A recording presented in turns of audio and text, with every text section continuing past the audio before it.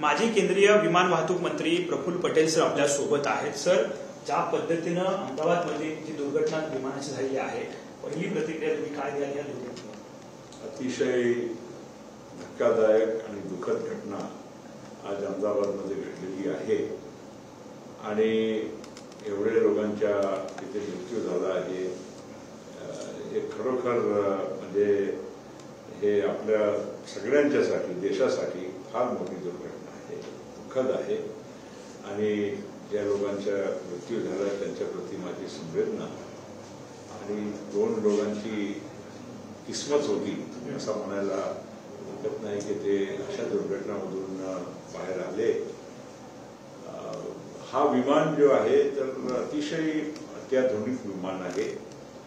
787 Dreamliner जगभरामध्ये मागील 15 वर्षापासून सगळ्या मोठ्या एअरलाइन्सच्या माध्यमातून उडान भरत आहे आणि अशा अत्याधुनिक विमानाला अचानक अशी म्हणजे हे अशी घटना घडण्याचा हा पहिला प्रकार आहे जगामध्ये। आपला कॅप्टनही जो होते ते अतिशय म्हणजे अनुभवी, 8,500 तास ज्यांनी विमानाची पायलट कमांड सांभाळली, तो पायलटचा अनुभव हे पण महत्वाचा आहे। विमान अत्याधुनिक आहे हे महत्वाचं आहे आणि हवामान बाकीच्या सगळे पॅरामीटर्स आज योग्य होते।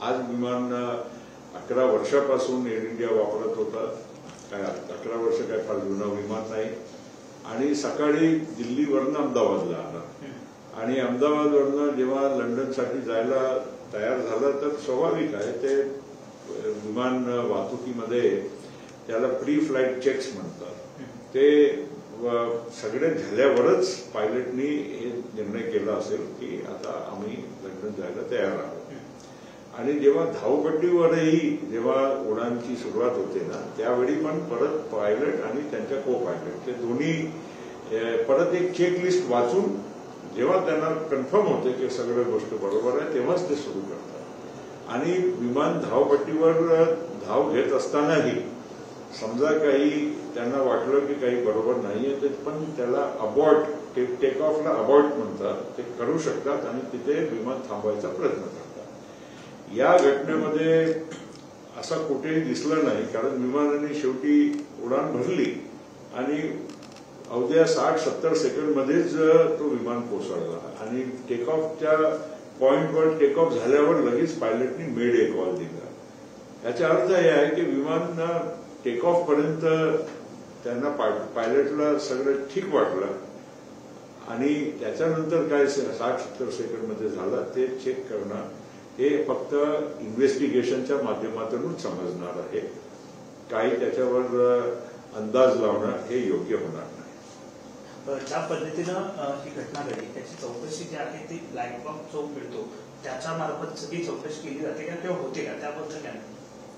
बघा, एक तर ब्लॅक बॉक्स महत्वाचाच आहे, त्याशिवाय दुसरे पण यंत्र असतात ज्याच्यामुळे आपल्याला प्रत्येक सेकंड त्या विमानाच्या सगळ्या पॅरामीटर्स त्याची रिअल टाइम माहिती ते त्यामध्ये स्टोअर होतात। दुसरं ऍक्सिडेंट इन्व्हेस्टिगेशन ब्युरो, एक स्वायत्त संस्था मी असतानाच आम्ही ते निर्माण केली होती, ज्याच्यामध्ये डीजीसीए पण नाही, कुणी नाही, ते स्वतंत्र तज्ञ लोक त्याच्या आता इन्व्हेस्टिगेशन करून आपल्याला रिपोर्ट पेश करणार आणि त्यामध्ये बोईंगचे कंपनीचेही लोक असणार, बाहेरचे पण लोक असणार, ते सगळं म्हणजे माहिती देण्यासाठी आणि ते ह्या इन्व्हेस्टिगेशनला पूर्ण सगळी प्रकारे त्याच्या खोलात जाऊनच ते रिपोर्ट आपल्याकडे येईल। त्या तोपर्यंत अंदाजच लावत राहायचा आणि कोणाला एक्झॅक्टली नेमका काय झाला ते माहीत पडणार नाही। दिल्लीवरून जेव्हा हे अहमदाबादला विमान आलं तेव्हा एका प्रवाशाने काही व्हिडिओ जे आहेत ते ट्विटरवरती टाकलेले आहेत, विमानातली आतली स्थिती कशी होती, म्हणजे एलसीडी ज्या आहेत त्या चालत नव्हते किंवा विमान आतमधून कसं होतं हे दाखवण्यात आलं, थोडंसं नासदुरुस्त होतं अशी थोडीशी चर्चा सुरू झाली। विमानाचा आतला सीट किंवा एलसीडी आणि विमानाच्या उडानचा काही संबंध नसतो। जसं गाडीमध्ये आपण बसलो आणि गाडीची एखादं सीट फाटली असेल की काही आतला काही डिस्टर्बन्स असेल त्याचा अर्थ हे नाही की गाडी खराब आहे। आणि विमानमध्ये बऱ्याच म्हणजे जे आहे ते सेफ्टीचे अनेक त्याचे नॉर्म्स आहे, ते सगळे तयार केले गेले आहे. असं कोणी म्हणेल की एखादा व्हिडिओ अपलोड झाला म्हणून ते विमान त्याची दुर्घटना त्यामुळे झाली, अजिबात नाही. मी तुम्हाला सांगू इच्छितो की भारतामध्ये सेफ्टी स्टँडर्ड्स जगामध्ये जितके ऍडव्हान्स देश आहे ना, अमेरिका असो, युरोप असो, त्या तुलनेबळ आपल्याकडे पण तेवढीच आपले या सेफ्टीची ओव्हरसाईट आहे. आणि म्हणून आज समजा कोणाला आजही विमानात बसायचं असेल तर अजिबात कोणी घाबरू नये. विमानात बसावं, प्रवास करावा. आणि अशी एखादा घटना घडल्यामुळे आपण जर असा विचार केला तर पब्लिक ट्रान्सपोर्ट, विमान वाहतुकी असो, बस वाहतुकी असो, गाडी वाहतुकी असो, रेल्वेची वाहतुकी असो, शिपची वाहतुकी असो, त्या सगळ्यापैकी आज सर्वात सेफ्टीचा स्टँडर्ड जे आहे ते विमान प्रवासाचाच आहे. आणि असा घडू नये तर आपण कधी म्हणजे अशी इच्छा कोणी नसते. पण एखादा दुर्घटना झाली म्हणजे तर विमानाचा प्रवास आपण करायचा की नाही, भारताची काही आपली काही स्टँडर्डमध्ये कमी आहे का नाही, असा जो विचार कोणी करत असेल तर अजिबात ते काढून टाकावं. विमानात प्रवास जरूर करावा. आणि आज जे काय झालंय त्याच्या इन्व्हेस्टिगेशनची आपण वाट बघावी. धन्यवाद सर. साहजिकच आहे, प्रफुल्ल पटेल सर आपल्यासोबत होते. संपूर्ण चौकशी जी आहे केल्यानंतरच या संपूर्ण अपघाताची स्पष्टता जी आहे ती येईल असं त्यांनी म्हटलंय. Camera Rohan Pawar sir, Vinayak Tagore, TV9 Marathi, Mumbai.